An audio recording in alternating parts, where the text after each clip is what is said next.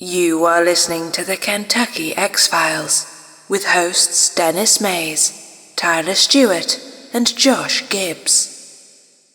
Don't forget to subscribe to us on YouTube, Spotify, or wherever you get your podcasts, so you never miss an episode. Now, on to our show.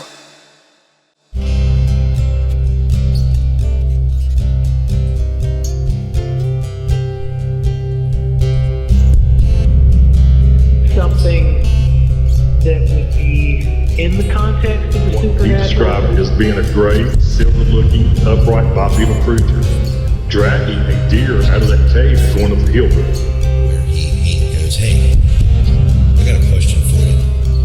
He goes, do you believe in demons?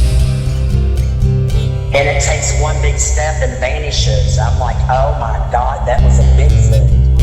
And look at these pictures of this white creature. Something 7'3" to 8 foot tall. Right. That, let's say it like. And I'm telling you right now, if this was a bear, then this bear was standing on his hind legs and he was running like a man. No, this was no bear. Now, when it stood up, that's when I knew it was a dog man.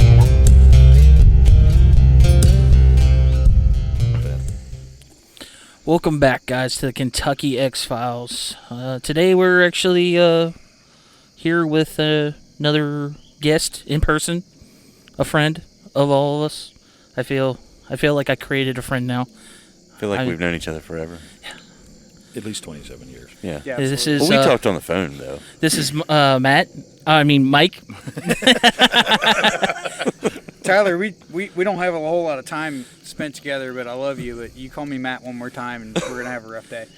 I can understand that because Matt straight It is sucks. Mike. Yeah, that guy's he's a real jerk. Sorry if your name Matt at that. I was just joking. It was a joke. Yeah. So, everybody out there is probably, hopefully, recovered from last week's episode by now. It was a heavy one. Sorry, Mike. It's a little bit of a spoiler. But maybe that story was paranormal. Maybe it was not. Maybe it was rooted in physical side effects of addiction. As always, you be the judge. And if you need help, we're here. Reach out. Don't do anything drastic. You have friends in us. I'm sure you have family around you. You have everybody you need. Just do the right thing. Plus, I'm greedy, and I want you to be around, because when we're 100 episodes in, I want to hear your opinions. So I've been thinking a lot about our area up here in the northern part of Kentucky. I don't know if it's because I've been driving a truck a lot lately, and I'm out during the dark hours of the morning, and when you're really tired and you've been working a lot, your mind and your eyes tend to do their own thing. So as I'm driving, I think I see something. I don't. I thought I saw eye shine. It's not. It's a sign, or it's something. A little animal crosses the road, but my mind is so built up by then that I'm thinking the worst. It's all those things that scare you in the darkness. But they're never there for me. It's always explainable, but for some people it's not explainable. Which takes me to an email. This is from Christina. Don't know if I got her permission to use her last name, so I'm leaving it out. So here goes. Listen to this. Hey guys, somehow I came across your podcast earlier this year. It was cool to hear locals from the northern Campbell County area talking about subjects that could be deemed paranormal. It is definitely not an area with open-minded individuals. I grew up in the northern Kentucky too, and if you have not figured that out, currently in Lexington. One of your podcasts, Denny mentioned that his grandma might have been Native American. It kind of made a bell go off in my head. At this point, she names a few people that could or could not be related to me, which I'll leave out of this conversation. Anyway, I don't know if that's your family, and I apologize for the lack of organization in my email and thought. I keep wanting to email you, but I'm always too busy, or I forget. Right now is one of those moments that I thought about it, so I thought I'm going to take a minute and shoot you an email and open up the conversation. I have several stories, some photos, and video that you might be interested in. There is activity there. I recorded a UFO last November when traveling south on 75 near the Mount Zion exit. I know what you're thinking. That is an airport flight traffic area. But I have a video that is unexplainable so far, and I laid eyes on it and witnessed clearly a triangular UFO just hovering in place. I invite you guys to try to figure out what that is. I also have photos of prints from the land between the lakes from 2 summers ago. Sometimes I'm a paranormal magnet. It feels like most of the time nothing. About 15 years ago, I was growled at by what sounded like a growling elephant. It happened near my parents' home. This growl was nothing that you could put into words. It vibrated my entire body and my friends. It was just the two of us, but neither of us will forget that night, and we still talk about it often. It was one of those things. There are some additional odd details that go with this and how we reacted that maybe don't make sense. Looking back, combined with what I know now, I am highly confident that this was either paranormal or a cryptid. Again, I apologize for the sloppy email. I just wanted to start a talk track and see if you are interested in hearing my stories and helping me perhaps debunk them. Please let me know. Thanks, guys. So Christina might want to pay attention to future episodes because we are going to have a guest that also videotaped a UFO fairly close to that area. I sent you guys the videos. Yep. And this happened between the Walton-Richwood area. And this person has also seen quite a few things. And Richwood Walton is really close to the Mount Zion exit. I would love to see her stuff. This triangle-shaped UFO keeps popping up, and it's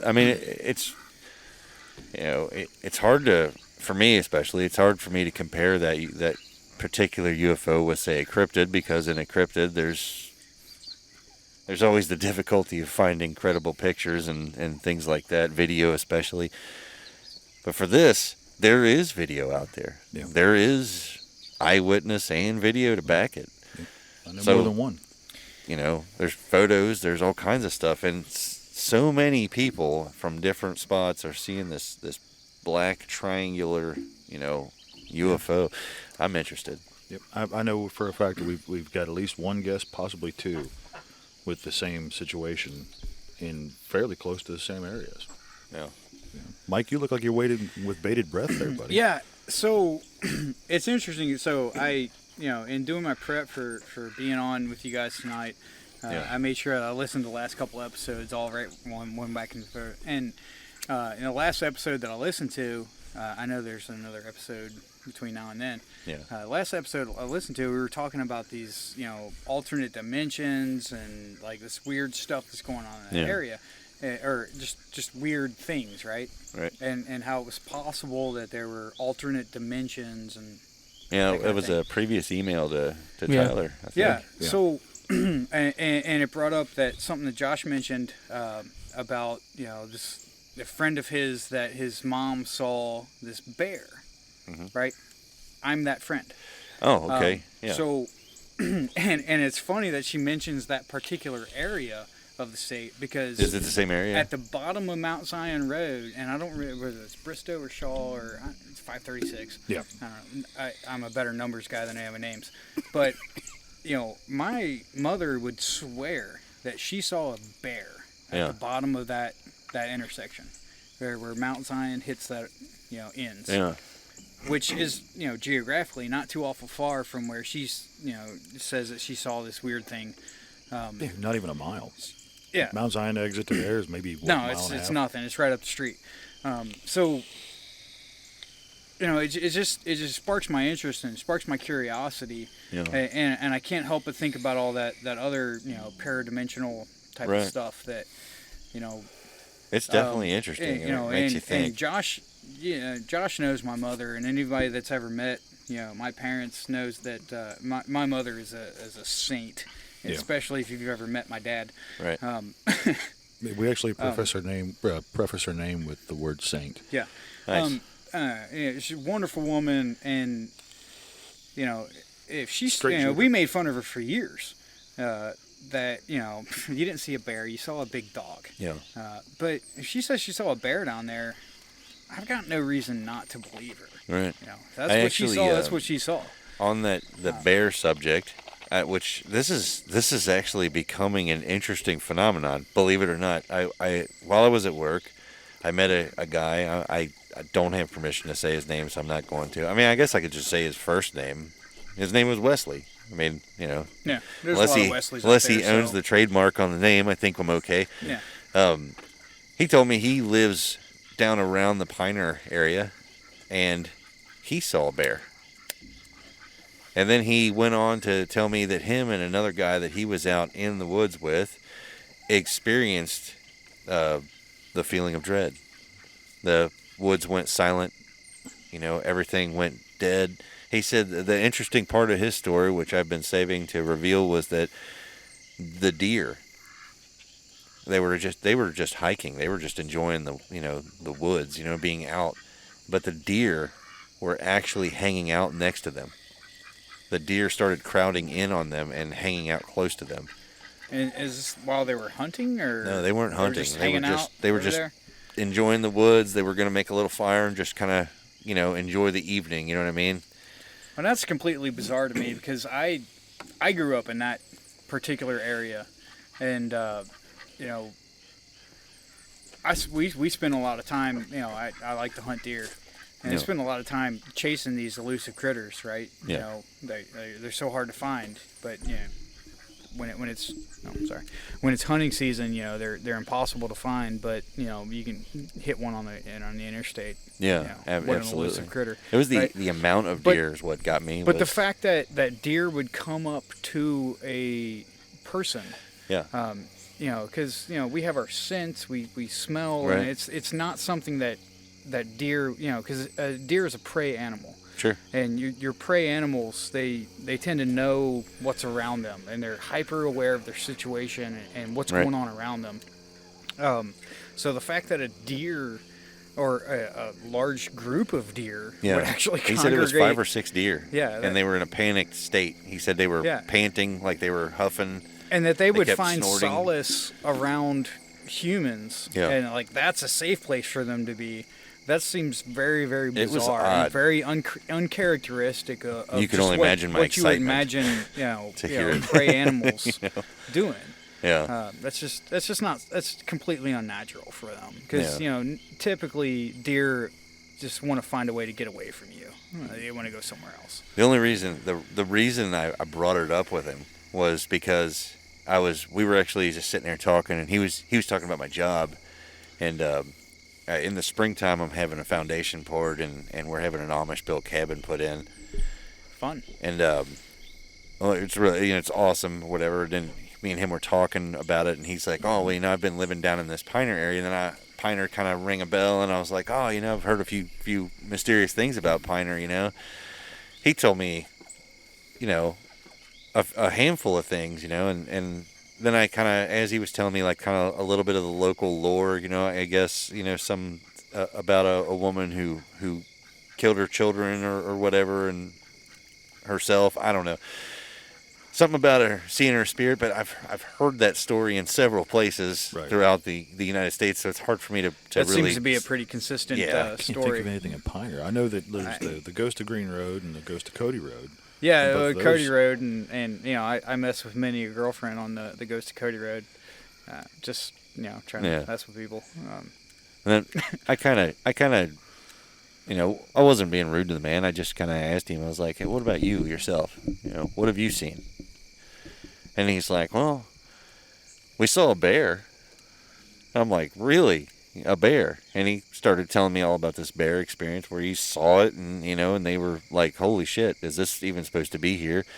And then he goes, "Yeah." He's like, I think there's things out there." And he, me, I'm like, well, I've heard Sasquatch stories about the area, so I'm interested in that. I want to hear the local lore down there in regards to the Sasquatch or the Save, whatever you want to call it. He goes, I don't know, never seen one of those. He goes, but there was a weird thing that happened with some deer one time.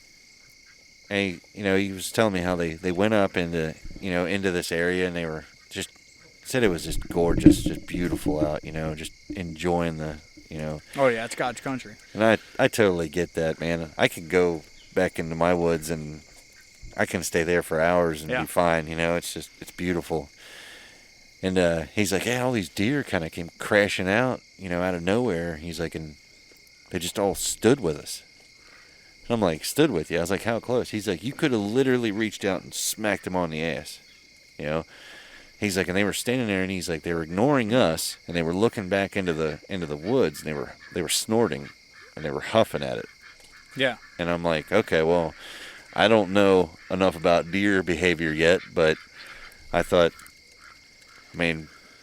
well, I know how the goats act. The goats and snort, deer are staring in one direction or snorting, huffing. It's, there's definitely something going on over there, and there's something that they're interested in, and they're trying to either run off or to let everyone else, all the other deer in the area know that, hey, there's something over there that ain't right. Right. And the fact that they're coming around humans and just completely ignoring the fact that there are humans there, because in this time and age, we are their apex predator. Yeah. The fact that they're completely ignoring the human activity that's going on there, and they're focused on this other thing over there. So whatever it is they were focused on was, worse than what we're going to do to them. Yeah, I don't know. That's kind of the lesser of two evils. To me, I was just and that's devouring it because I'm like, that's completely bizarre. If I'd ever seen deer, act like that, and in that area, I'd be right there with them. Like, it's an odd feeling bizarre to be in that position, to when you are the second, like when you're second hand to an animal's reaction of something around you. Right. My dog years ago did it to me, or there was something in the darkness, and he was a big dog, and he wasn't afraid of shit. Right. And to see him scared the shit out of me. Sure. Because he's backing up, his hair's all hunched up, his teeth are, whatever, and he's got his tail between his legs, and I'm sitting there looking at him like, holy shit, if you're afraid, then I should probably go somewhere else. let's get you in here and lock the door then, because if you're afraid of something out there, then I don't want to be out there, because you're more equipped to deal with it than I am. You know what I mean? So well, and just on the whole natural aspect of that, like, I have horses. I live down in Central Kentucky now, and I've got horses, and we have coyotes around the area. Sure. And I have, I don't have any night sights or anything like that for any of my rifles, so I'm not out there slanting coyotes like I want to be. But, I have heard coyote sounds out in my area, so I will go out and stand in the field, and all of my horses will kind of gather around me. Yeah. And they'll kind of all be in one area. Right. And they'll all be looking out into one specific area where I can hear these sounds of these coyotes, which would be a natural predator for them. And, I hear these sounds, but, I don't have night sight, so I can't see them. Yeah. But I know that they're out there. Well, yeah. And my horses, they know exactly where they are. No. And they're pointing right at them, and, they're huddling around themselves to protect themselves as a prey animal. Yeah. So, they know that they're there. I can't see them. But, so there's definitely something going on out there that I can't see. Yeah. And you're right. It is a completely creepy feeling. Like, there's something out there. When they that react, all of these, yeah. And I don't know if you know how big a horse is. I grew up around horses, yeah. And most people don't actually realize how big these critters are. Yep. Like, I've got a couple thoroughbreds that are, at 12 to 1,500 pounds, and I've got a big German warm blood that he's a 2,000-pound baby. But, like, this is, a 1,000-pound animal that's afraid of something. Yeah. And, on the end of every one of their legs is this giant, thing that's just ready to punch a hole in something and crush something. Oh, yeah. And they could do it easily. but they're scared of this thing. So if they're scared of it, like, you know, Yeah, something's there. maybe there's definitely something to be concerned about. I think that's you know, honestly, it makes me think about the whole point of this show. You know, is for every you know 99 things that we can figure out. You know, that's coyotes. You know, or in some places, you know, that's probably a bobcat or even a mountain lion. You know, there's always that one that doesn't fit the bill. Right. And it makes you wonder. Yeah. Well, and growing up in that area, you know, we've killed quite a bit of coyote up there. Yeah. That was one of me and my dad's pastimes, was just slaying coyotes. Because it's a nuisance animal up here. Yeah, and up here it is, yeah. Yeah, they're awful. But for a herd of deer, for a group of deer to be that concerned about some coyotes, like that, yeah, something about, you know, something in the milk ain't white. You know, it just doesn't smell right. That, right. You know, that's what they're so scared of, that they're running towards humans and they're perfectly fine being around humans. Right. To get away from that thing. For all those out there listening, we are at my farm, so that's why you're hearing the pack of annoying ducks that I raised. They all have the same name, Dinky. I didn't want to name them, so they're all named Dinky. There's an older one, that's Old Man Dinkins. I think the one that's looking at me, his name's Howard. It could be. I don't know what they call themselves. You know, all I know is we got them, and I guess I just started taking care of them, and I don't know, they kind of grew on me. Yeah, sorry about that in the background. You guys out there listening. Peking ducks, annoying animals. But delicious. They are. I have. They're all drakes except for 2 hens. So there's definitely. It's not off the. There's a solution for that. Yeah, it's not outside of the realm of possibilities. Especially if they keep annoying me. Bunch of a-holes.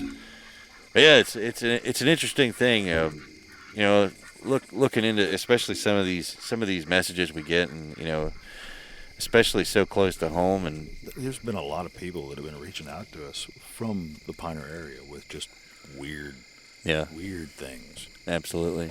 I tell you what, I lay a challenge to you listeners out there. I don't know if it would really be considered a challenge, but it sounded cool to say it. You got activity? Why don't we come out? Let's come out. Let's set up the podcast right in the middle of your activity. You know, maybe we can experience it with you. Maybe we can get it out there. You know, we can keep things anonymous. You know. So Denny, that's what a great segue. It's almost like you're used to doing podcasts. What a great segue! So I've been listening to most of your podcasts, and I say that very specifically. Yeah. Most of your podcast. I look at the title, and if that's something I'm interested in, great. Yeah. I'm going to listen to it. But there are a couple of the episodes that I've specifically avoided listening to. Right. Most of them involve your story specifically. When Right. it says Denny's story. My stories are boring. Yeah, well... no. We've heard you talking up. No, it's nothing like that. It's that from... the guy sitting there, listen to it. Right? Bless your heart. You know. Yeah, bless my heart. You, thank God you're around. Thank you. Yes, please. So... We got Gibbs's meat again.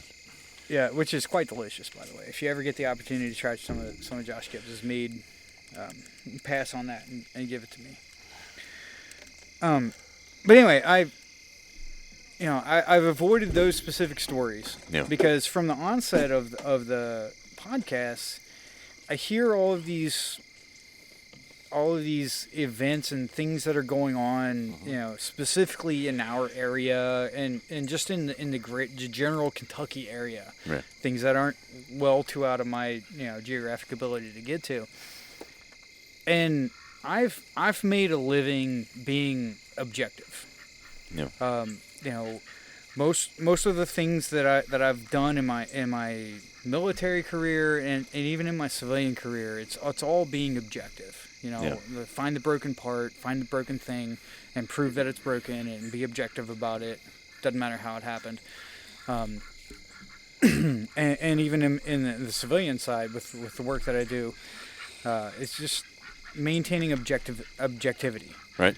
So, my idea was, you know, these guys are talking about all this stuff in this area, these places that I grew up and lived in. Yeah. And I thought, you know, what if there was somebody who had no idea what the hell they were talking about, and, you know, just went to these places and set up whatever recording or video or audio apparatuses that are involved, and just went there and just stayed there and camped out for a day or two or whatever, and just recorded stuff with no idea where the hell he was going. Right. And, you know, the last episode that I listened to, we were talking about the village idiot that the aliens sent down.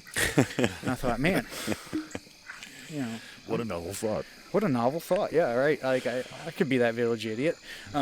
So my idea was to, you know, give me grid coordinates, Yeah. not With no background information. no background information. Don't tell. One of the episodes, or one of the conversations that really sparked my interest about that, was something about like the Three Sisters or some weird trees Sure. up in Campbell County somewhere. And sorry, We're all distracted. yeah, I'm pretty sure I just witnessed a duck assault, which was pretty funny. You definitely did. It's hard not to look at. But no, I've heard, you know, in all my life, I've heard about these three trees up somewhere in Campbell County, but I've never I don't care about all that crap. You know, it's nothing that really sparked my interest, and I'm like going over there. Yeah. But if there's something really going on there, send somebody who's completely objective about it to go. Right. And I say that to say this, because, you know, when you send somebody up there who's looking for something, I got a pistol in the truck. We can make it go away. I'm sorry. When you send somebody into an area who's looking for something, what are they going to find? Right. You know, so Power suggestion. Don't think about the color red.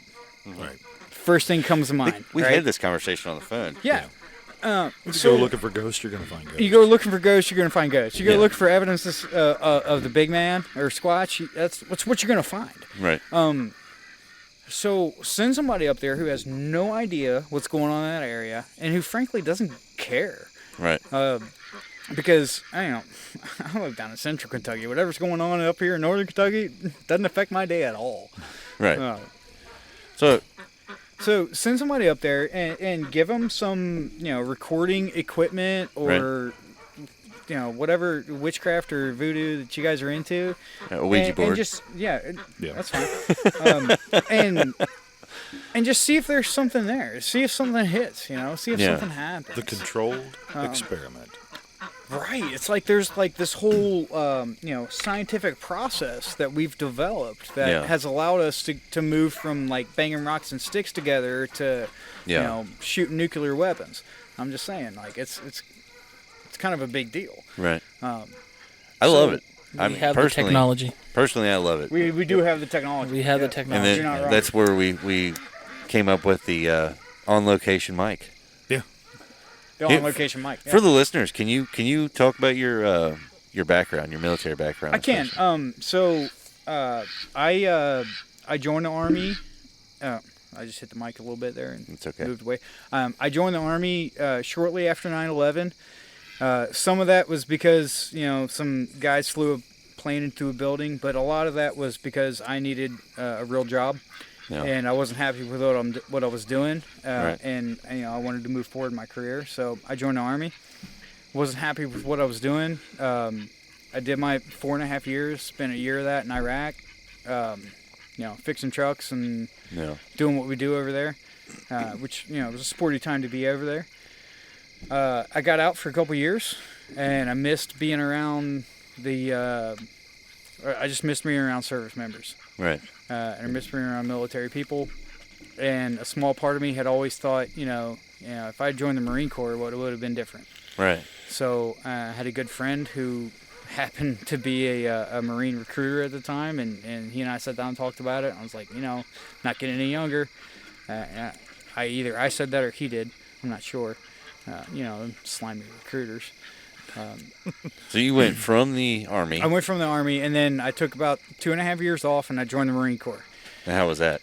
It was a really entertaining time. Yeah. Going through recruit training again, because the Marine Corps doesn't care about your prior service. They don't care about your rank or whatever it is that you did before, because you did that in some other service and you're not a Marine. Right. Okay. So I got out of the Army as a sergeant, and I would have been selected for staff sergeant if I'd stuck around for a little bit longer. And I came into the Marine Corps as a PFC, E2, bottom of the barrel kind of guy. Yeah. And there were some entertaining times in like recruit training. Yeah. When I discovered that like I had more, because I got to carry over all of my, my personal awards and my, campaign medals and stuff like that. Yeah. All of that carried over. So there were some entertaining times in recruit training when, my drill instructors discovered that I had more awards and campaign medals than they did. So I got to do a lot of push-ups for that, and that was fun. Great opportunity to get fit. Yeah. When you look back, which branch do you look back most fondest of? Oh, absolutely, still in the Marine Corps. Yeah. You're still in. Yeah, I'm still a Marine reservist. Okay. Yeah, I mean, and I love everything about the Marine Corps and what they do. It's like, over my 15 to 20 years or so of service, I've accumulated this merry band of savages all over the country. Yeah. Of just people that I can call, like, if things ever get really weird and I need to hide a body somewhere. I know that I've got people that I can call who won't ask a whole lot of questions. They're like, yeah, dog, I got you. Let's just bring them up here, or or they'll be there when I need them. So what a great group of Americans, and what a great group of people. So hoorah, Dan Daly and Ton Tavern and all that shit. Well, let me say on behalf of our show, thank you, and more thank yous for serving this country. You do. So I used to be really reserved about how I answered that question. I never actually knew how to answer that question, and I don't remember where it is that I heard this of someone saying this, but I finally found an answer, and the answer is, you're worth it. Yeah. Okay. Okay. I see. You are worth it, and if you're not, then be worth it. Right. I heard a similar response. I had a nice conversation. I told you guys a little bit of it earlier about the vaccine. I had a long talk with a retired veteran. Yeah. And, senior citizen. He's veteran. He's a very cool guy. Name was I think his name was Dave. I hope I got that right. I'm pretty sure it was Dave. But I said before we parted ways, I said, hey, no matter what, I was like, thank you from the bottom of my heart for serving our country. And he said, thanks for being worth serving for. Yeah. And I said, wow. I was like, you really kind of put me on the spot there. Like I don't feel worth it. Yeah.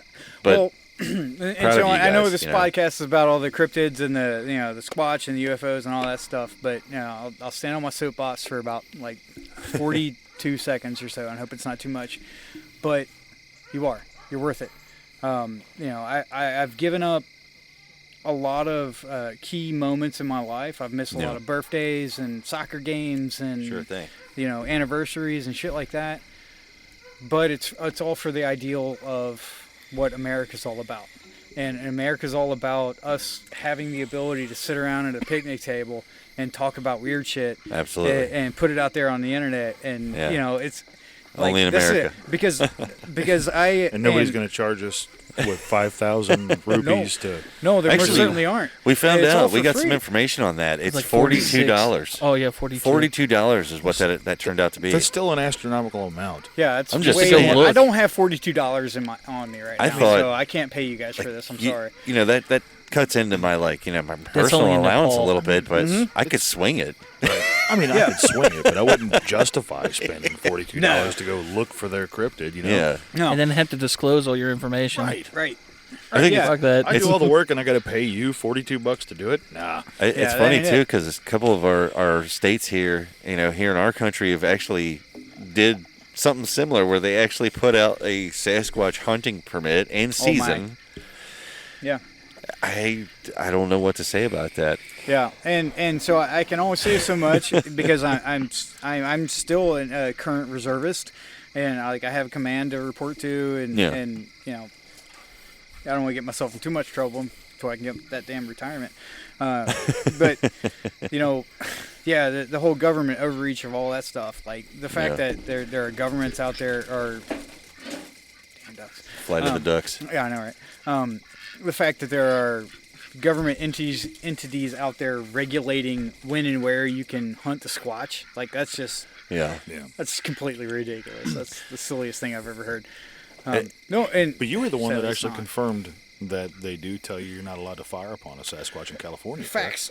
So I will put this out there in full disclosure. I have never been to Bridgeport, California, and I've actively avoided going to Bridgeport, because it's cold there, and I'm kind of a sissy, and I'm a fair weather person, and I do not like being cold. Okay. You're a Marine. I don't think yeah, I was anybody's gonna going to say- call you a fucking sissy. No, I'm fine Just with because that. of the cold. I don't like being cold. Like, it's silly. They're going to be listening to this. We and they're going haven't to say fought this in a dude cold went to the army. climate for 60 years. Yeah, So last time we fought in a cold climate was North Korea. Folks And I'm out just there saying, listening, this guy went to the army, and he got medals. He went to the Marines. Slow learner. He's allowed to not like the cold. What we call that. We call that a He's slow allowed. learner. But no, Yeah, I've continue. actively, Sorry. and the training that they do out there in the Mountain Warfare Training Center in Bridgeport, California, they have an incredible communications course out there where you learn how to do long haul communications with the basic stuff that we have, and they do a lot of hiking and a lot of just excellent training. But it's cold, and I don't want to go there, so I'm not gonna. If I've got the option, I'm not gonna. However, I have spoken with several people who have been out there to, and like I said, I've never personally been there. Yeah. But it's well known that part of the safety brief when you go out to the field is, part of your typical safety brief when you go anywhere is, don't mess with wildlife. If something looks like it's going to hurt you, leave it alone. If it looks like something you shouldn't eat, don't eat it. Right. If it's green and it's wet, don't drink it. Right. Your basic stuff that you would tell normal people. Sure. That normal people would be like, I should probably leave it alone. But a Marine's a little bit special, so so if it's wet, I'm going to drink it, and if it looks like something I'm going to eat, I should probably kill it. Right. But part of that safety brief, and again, I don't know if it's an anecdotal thing or something funny that they joke about, but it is a consistent part of that safety brief is, hey, if you see Sasquatch out there, don't shoot at him. He's been there for a while, and he'll fucking kill you. So leave him alone. It's weird. Leave it be. And not the first time I've heard that. Yeah, just leave it be. Don't shoot at it. Yeah. And don't try to attack it because, I get it. You're a Marine and you're a big badass, but he'll eat your lunch. So just leave him be. Yeah, and I've move heard, on with your day. I've heard, especially recently, I know that a record number of military have come forward with their own Sasquatch stories. And we've even had a few on the show tell us their stories. Yeah. And it's amazing how, the consistency and yeah, well, it's not a I've fun heard thing most to of those talk about shows. for No, them, it's not. It's one of those things where they tell you in the initial safety brief when you're going into that training area. Yeah. And it's something that we all talk about, or they all talk about. Like I say, I can't say we because I've never been there. Right. But they all talk about in the post brief. I was like, hey, if you saw something weird that you don't know how to explain, shut your mouth. Yeah. Like, don't worry about it. Right. Just let it be. And by the way, you need to focus on doing your job. Yeah. Because that's why they're going out there to train. They're going out there to train to learn how to do their job better. Right. In whatever climb or place it is. So, they're specifically going out to, and I say Bridgeport, California, and any of your listeners can look that place up there. It's a, pretty sporty place out in the mountains. It's pretty remote. It's, it's out in the middle of nowhere in Central California. Like I said, I've avoided going there because it's cold. I'm kind of a sissy. I don't want to be cold. But, it's one of those places where you go out there, you train, you learn to do your job. And while you're there, you're focused on learning to do your job with this focus of, this combat mentality of I'm going to learn to do things here and then I'm going to put them forward in the field when we go to, kill bad guys. So, all that ancillary, secondary stuff that happens over there, you're trained and you're taught at a basic level. Hey, don't worry about that shit. It's got nothing to do with combat. Forget about it. Right. Because it don't matter. We're not fighting Yetis. Right, we're fighting Taliban or whoever the enemy happens to be. So don't worry about that stuff. I don't know if this is a place for edit, but I got a pistol out in the truck with 1, 2, 3, 4, 5, 6, 7 rounds in it. That would do it. There's another one floating around here somewhere. And from experience, if you kill 1 or 2 of them, the rest of them will go away. These are pretty dumb. They'll probably stand there like, what's up with him? Or the rest of them will be around and give you easy targets. Yeah. But yeah, so that's kind of my military aspect of that. And like I said, I don't have that direct relationship there because full disclosure, I've never been there. Yeah. And I've actively avoided it. And dear God, I hope my CO never hears this podcast. I hope he does, but I hope he doesn't send me to Bridgeport out of spite. Oh, we didn't put your last name out there. Because they will. Yeah, he knows you as Matt now. Yeah. Yeah. Matt. Matt. He's Matt. Yeah, don't worry about it. But yeah, hey, don't do anything to him. We'll send you a hat or something. That's definitely a thing. It's not and I'd be really interested to hear from somebody who spent time up in Fort Drum, New York. Yeah. In the Mountain Warfare Training Center up there. That's a very remote area of New York. And, mountain warfare training, weird things happen in the mountains. Well, if anybody hears this out there and you have some information about that, let us know. Reach out. It's not the first time, Right. And Mike, you and I have experienced some weird things, and you especially, in this local area, too. Some just weird stuff that doesn't make any sense. Oh, yeah. So I think I know what you're getting to. Like I said, I mentioned earlier, my mom swears up and down she saw a bear at the bottom of Mount Zion Road. And I've never in my life had any reason to consider my mother a liar. I would agree with that. If she says she saw a bear, she saw a bear. Yeah, I would agree with that. That's what she saw. There's not a lot of people that I would take their word for gold. Your mom is definitely one of them. Yeah, and, whether it was a big dog dressed like a bear or, whatever. Mama says she saw a bear. She saw a bear. I'm just saying. Before we go any further, did she ever describe what was the demeanor of the bear? It was just hanging out on the side of the road. Not was he not paying attention to anybody or anything? Well, and again, in the interest of full disclosure, she was driving. She was driving. Okay. Just had a couple accidents, so her focus on the road has always been questionable. But she saw some critter on the side of the road that was clearly not a dog to her, and was bigger than a dog. It was black, and it was bigger than a dog. And she says it was shaped like a bear. It looked like a bear. As far as I'm concerned, she saw a bear. I'm just asking because I don't know if you I've told it on the podcast that I saw a bear. It was actually in a subdivision. Right, yeah. But it was in the trail. The subdivision that you were talking about. I don't know if I should disclose it, but Brookwood. I don't know if you know this area. There's a lot of Brookwoods, though. Yeah. Well, and the areas that we're talking about, from where we are to where, she says that she saw this bear. Mm-hmm. You're talking about what, 10 miles? If that, yeah. 10 miles away. Mm-hmm. Like, I know we're a couple counties separated, but Yeah. the area's not as big as we like to think it is. Yeah, we even touched on that a little bit about how far counties are in Kentucky. Holy shit! Oh, yeah. I parked my truck over at Josh's house, and I know from the map it's 2 miles away from where we are now, and it took us 20 minutes to get here, because you can't get there from here. Yeah, we had to circle around and find bridges to get over here. But it's like if we could have just walked across the river, we'd been here in 15 minutes walking. Shit, I know a guy that actually lives in a house. Half his house is Independence, and the other half is in Covington. Right. It's like, that absolutely. sucks. Yeah. Yeah, so the geographic area is really not that big. Not as big as we think it is. So, and if you look at like bear behavior, looking in at the way that they, look at bears down in the Smoky Mountains or North Carolina or down there where they actually know bears live. Those bears bears travel all over the place. 15 miles is not unheard of for a four-legged animal.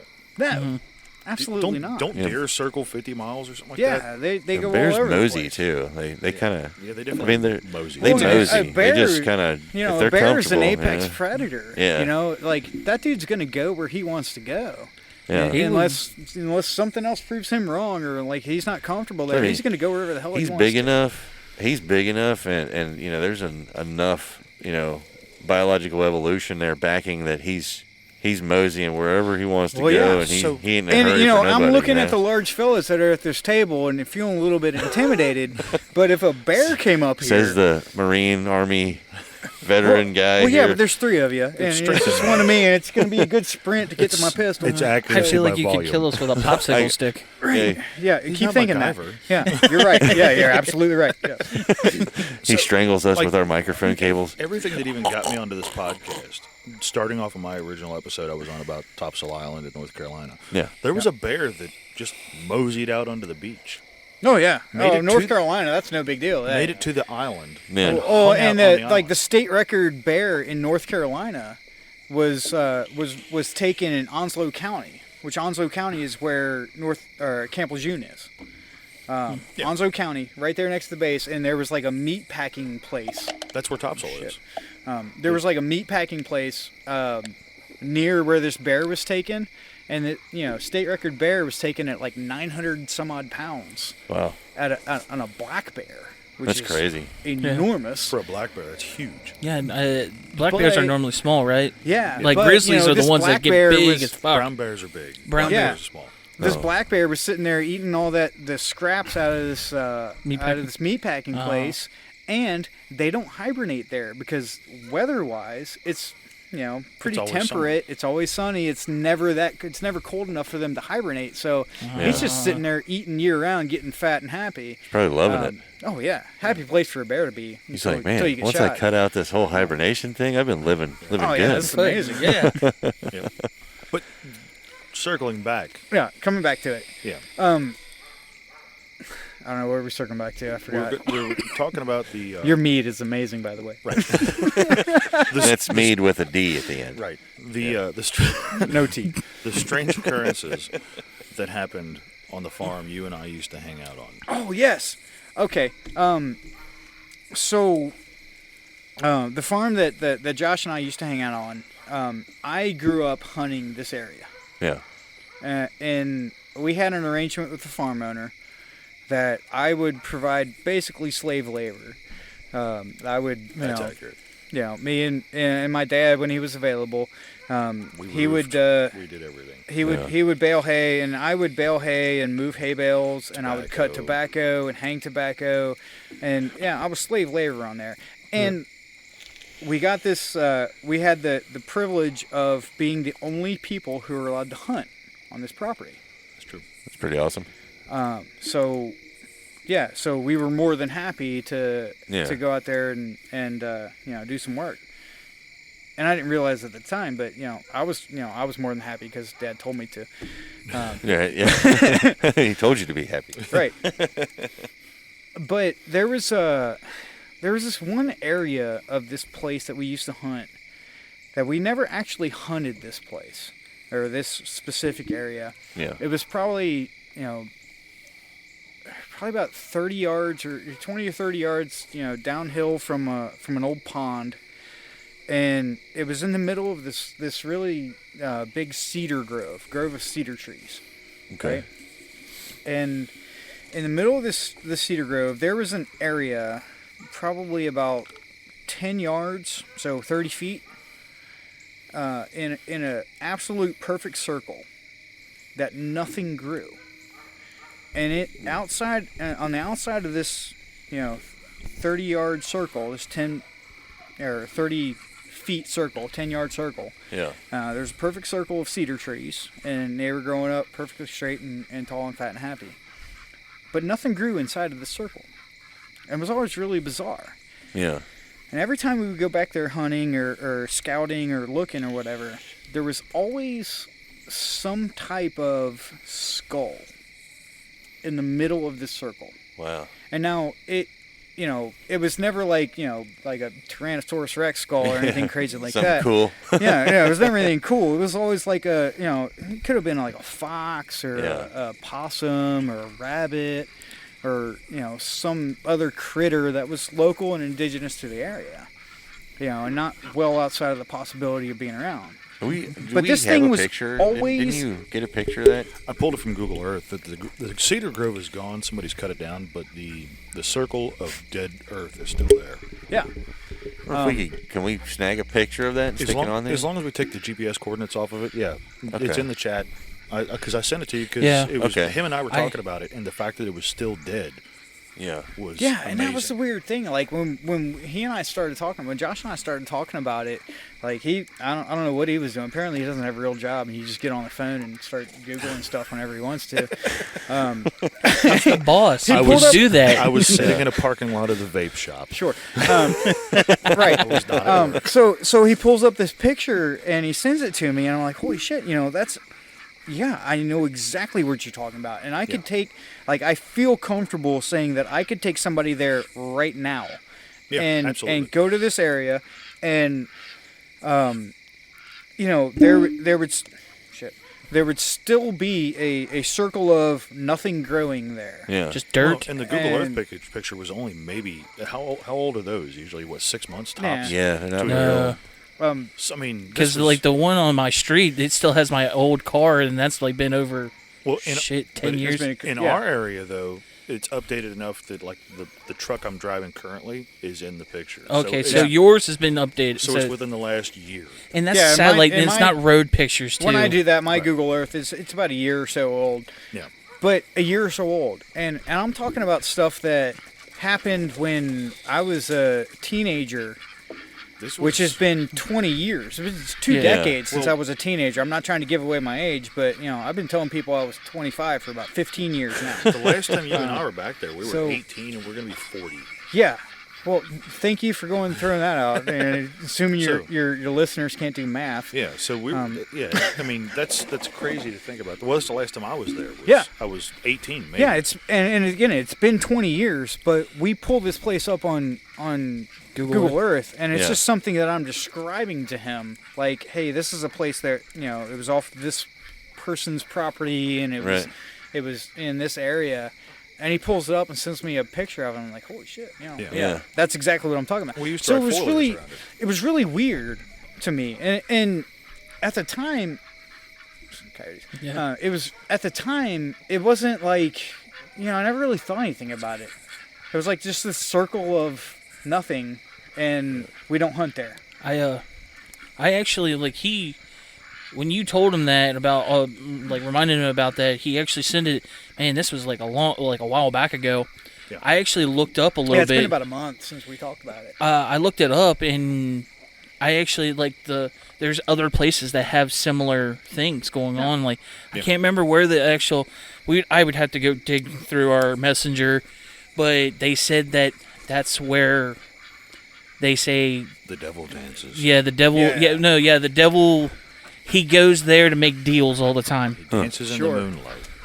But then people actually goes there. And the skeptic in me is telling me, well, if that's the case, I hunted there for 10 years, and why am I not a better guitar player? Right. Well, the devil, he I can't looked really into- talk because he did lose a fiddle competition That's once. fact. Yeah, this is some guy in the south. So, But but no, I looked it up, and they even tested the earth, like the soil and stuff, and they said there was nothing there. I think, but I can't remember. There was like high contents of like iron, copper, or something like that, and they said that it wouldn't. The perfect circle is what gets me. The fact that it's 22 years later is still a perfect circle. yeah, and that's what really trips me out. Like, I never expected that to actually happen. Yeah. We guys started this podcast, and Josh became a part of it, so I started listening to that, and I started thinking about weird stuff that happened. I was like, there's this weird circle over on so-and-so's place that, there was nothing there. And I get it, there might be like some geographical oddity to where nothing grows there, right? Maybe there's like some salt deposit, or maybe there's some like, scientific reason why nothing actually grows there. I mean, there's the old term, salted But earth, that's, that's cool. Oh yeah, And I get that. But why is there a skull in the middle of that thing every time I go out there? And that's the thing that tripped me up. Yeah. Was that every time I would go there and hunt at that place, why was there a new skull? Right. So is it like, is that just where animals go to die and rot? I don't Who know. knows, yeah. Or is like there's some human involved? There's some kind of weird Occult thing going occult. on? Yeah, exactly. There's some kind of weird occult thing going on where they're doing rituals and ceremonies out there, and they put the skull of the opossum that was didn't make it Right. across the street. I don't know, but it was just really bizarre. Yeah. And it was one of those places where we just kind of avoided. Like, hey, I know up in the Cedar Grove that we don't hunt out of that Cedar Grove. We actually started trailing the 4-wheelers off to the right of it. Yeah. And what was and we what was the specifically reasoning behind avoided it? that What was the reasoning behind avoiding the area? because it was weird. Because we were teenagers. We were teenagers, Right. and there was Weird something as shit. going on there that Okay. I don't know or understand, and I don't want to know. I'm just trying to get laid, Right, That okay, our okay. minds weren't in this I get you, place I where get we're you. thinking about Yeah. all this other big picture And stuff. you know how it is. When you're younger, you really don't see past the nose on the end of your face. Sure. Like, we heard that growing up, and I never understood it. But like, Oh, man. it's true. Yeah. There's things that happen once you turn like 30 that you go, oh wow, I was a yeah, I moron. get it now. Yeah. Right. I found that what I was reading. Yeah, they say scientists would say if there was a high salt or and copper, that would cause nothing to grow. But there was nothing in this particular location, not the one that you guys are talking about. But and they said that when they stood in around the circle, their compass actually moved weird, and the only would cause that is if there was actual iron deposit in that area. So I know if it does, I know we have some iron deposits around. I know, even I have an around iron here. deposit here. But have you ever tried to use a compass around here? Nope. We should try to see if it actually does anything. That I'm very interested in doing. That's something that I'm very interested in, and I'd like to, find the current property owner of that place and try to find my way back to that place and see it. Maybe that's something that we could look at. I would like to test the ground just to see. Yeah. If there's a and lot of take salt and soil stuff, sample yeah. and just see if there's some naturally occurring Shit, let's thing. science this shit up. Right. Right. And if there's not, then that would tell me that there's something otherworldly going on there. Yeah. Wasn't Portable it hell. Shakespeare that said that once you've exhausted all of the logical explanations, it's Yeah. time to look towards the illogical? Yeah, you have Yeah. to look to the occult, to the weird stuff. There's more things beyond heaven and earth that are, or there's more things between heaven and earth that are beyond our philosophies. Right. Yeah. Yeah, it's interesting. Like I said, one of the things that I've in listening to the podcast in the past, yeah. I've specifically avoided your specific story, and I've specifically avoided a couple different things because I want to maintain objectivity. Gotcha. Is it more or less I guess the telltale signs of what people have been experiencing? Sure. So you don't have you don't feel compelled to oh, I heard this or I heard that because you listened to it on the podcast or so, somewhere else? Yeah, exactly. So, okay. And I'll try to be as brief as possible with this story. You know, when I was a very, very young man, as early as I was able to go out hunting legally, my dad took me out squirrel hunting, my very first hunting trip, right? And he sent me out to this area, and we were hunting these woods, and I had heard this story about, you know, it was some kind of story about, you know, a woman who had been killed in the area who made this screeching sound, right? Right. So here I am, being a very young man, and I'm sitting here in the woods with my little 410 shotgun hunting squirrel. Yeah. Which, well, you know, 410 shotgun, it's not very fair to the squirrels, but that's where we were. And I heard this god-awful sound. It sounded like, you know, a woman dying and a baby screaming and like all of the bad things that I've ever imagined in my life all happening all at once, right? Yeah. And so I heard this sound, and I knew of this story of this, you know, person being killed in this area. And I'm like, well, that's what that is. Hell with this. I'm out of here. Right, yeah. And I went and sat in the truck. You know, a couple of hours later, my dad came up and, you know, found me in the truck. He's like, where you been? You know, I've been searching for you for, you know, half an hour, looking for you out in the woods. And I was like, man, Dad, I heard this. And of course, this is abbreviated and changed a little bit from my language now. But I was like, Dad, I heard this god awful sound out there. It's like, are you telling me that you ran to the truck because you heard that screech owl in the morning? and that's all it was. It was a screech owl. Right. But I heard this sound, and I knew that there was a story of something terrible happening in this area. Yeah.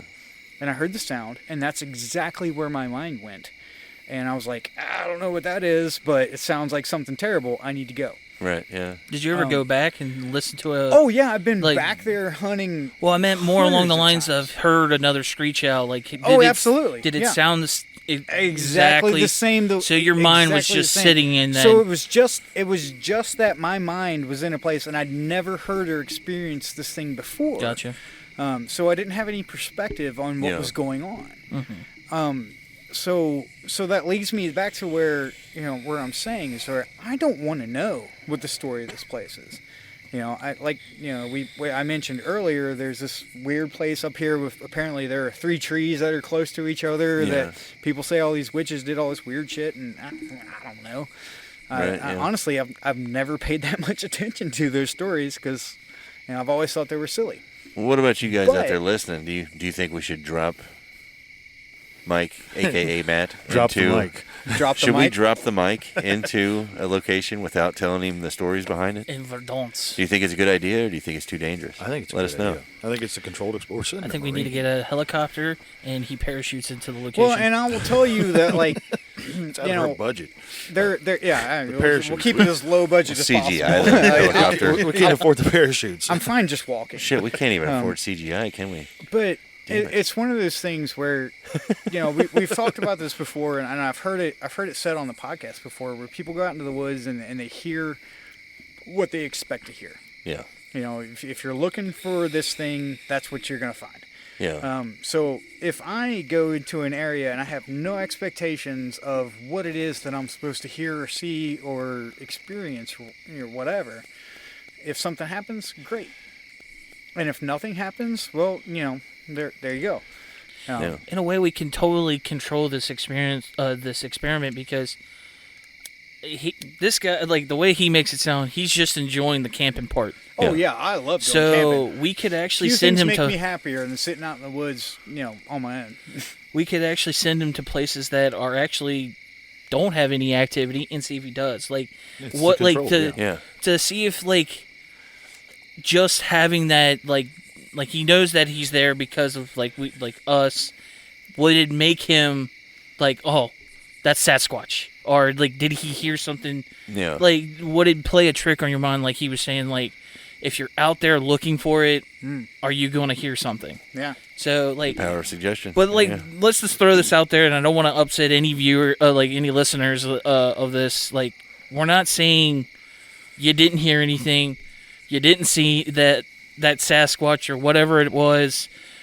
We believe you that you saw something, But there are some people that they just got caught up in the moment, and they saw like they heard something or saw something that Cowman. wasn't. Cowman. Well, Cowman, yeah, like Cowman. They have and their so cowman. and so that's where I'm going with all of this is that, you know, we as a race, as a human beings, we constantly search to explain the things that it is that we see and experience. Sure. You know, we look for an explanation of what, and if there's something that happens to us that we don't know or understand, we assign these different things to it, and like, well, you know, it had to have been this, that, or the other because, Sure. you know, because it's stuff that I don't know or understand. And I get that. That's part of our human nature, and part of our curiosity is trying to, you know, find the answers to what those things are. And I think that's a big part of what this podcast is all about. Absolutely. And I love that about this podcast, and I love that about this group of people, and the group of listeners that I've encountered and that I've listened to, is that we have this general curiosity about what's going on in the world, and there are things that we can't explain. Sure. So let's find a way to explain some of that stuff. You know, and if we can't, let's identify those things that, you know, we're probably maybe just not smart enough to understand. And most of the people we've talked to, a few people I would say would be, you know, definitely going out there looking, but the majority of people weren't looking for anything. Exactly. It just happened. And I think it would be interesting to, you know, if we sent you to a location that we knew there was a history to that you didn't, and then you reported back in saying, hey, you know, there was some, this was kind of weird. This happened, it was kind of weird.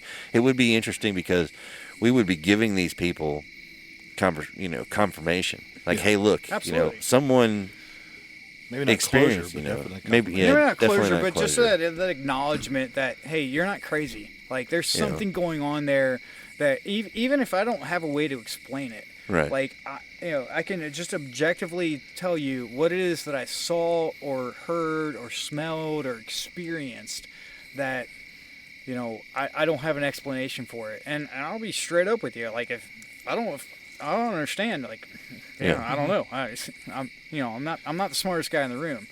If I am the smartest guy in the room, we're all in a bad mood. So, you know, so maybe for some of your listeners or for some of your people, that would be like a confirmation of what it is that they're experiencing. And, you know, maybe for some of the stuff, it would be a way to you know, say that, hey, this is actually happening up here, and maybe it'll bring a little bit more light to it. Oh yeah, I love it. Yep. I don't know, man. I'm absolutely in on this idea. I think it's a fantastic idea. At the end of the day, I'm just trying to get an excuse to go camping. Well, So- we'll figure out an excuse to send you camping. I mean, Fuck yeah. but Mike, you know what? Thank you so much for being on with us, Yes. man. And I know tonight I had very limited time to do this. I'm glad we did it anyway. I'm glad to get to meet you face to face. And Well, gentlemen, you know, it's absolutely been my pleasure. Like I said, Denny, you and I have talked on the phone for a little while. Yeah. And Tyler, we've never actually met, but I loved you the minute that I saw you. I'm blushing. I know that. Yeah, he is. It's true. You know, I've known Josh. I've considered Josh, you know, my brother for most of my adult life, and most of my entire life that I can remember. Oh yeah. So, you know, a friend of Josh is a friend of mine. So it truly is an honor for you guys to invite me to be a part of this, and I I think really the honor's ours, appreciate it, man. man. We really appreciate it. You guys out there listening, what do you think? You know, should we do it? Is it too dangerous? Is it just dangerous enough?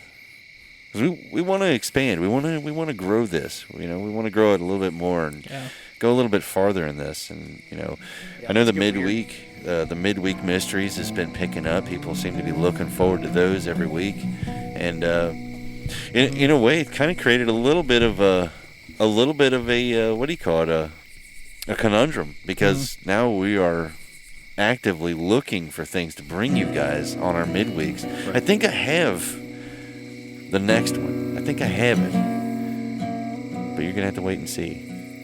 So sorry for that, but I think. What do you think, guys? Should we say goodnight? Yeah. We'll see you guys on the next one. Cheers.